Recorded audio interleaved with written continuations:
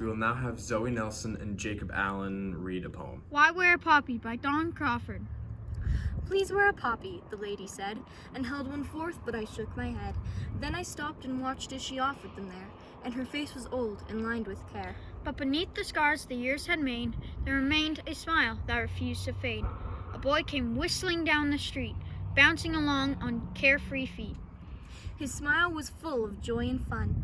Lady, said he, may I have one? When she'd pinned it on, he turned to say, why do we wear a poppy today? The lady smiled in her wistful way and answered, this is Remembrance Day, and the poppy there is a symbol for the gallant men who died in war.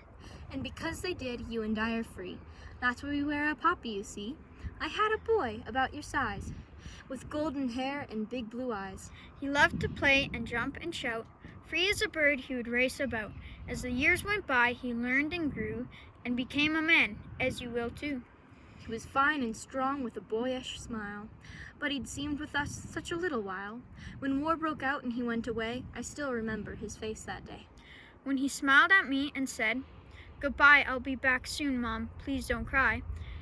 But the war went on and he had to stay, and all I could do was wait and pray.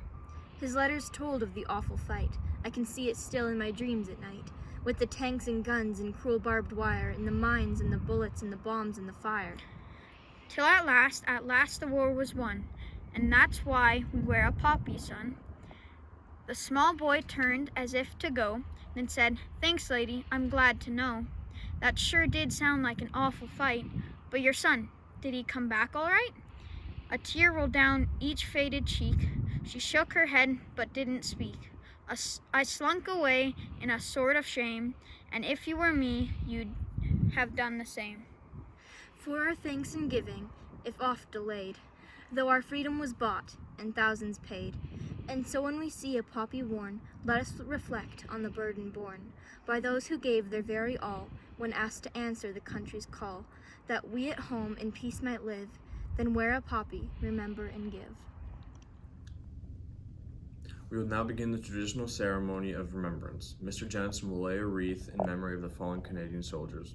This will be followed by a minute of silence, and then the last post will be played. Another minute of silence will pass, then revelry will be played. Please remain standing throughout the entire ceremony of remembrance. Please stand in your classroom at this time.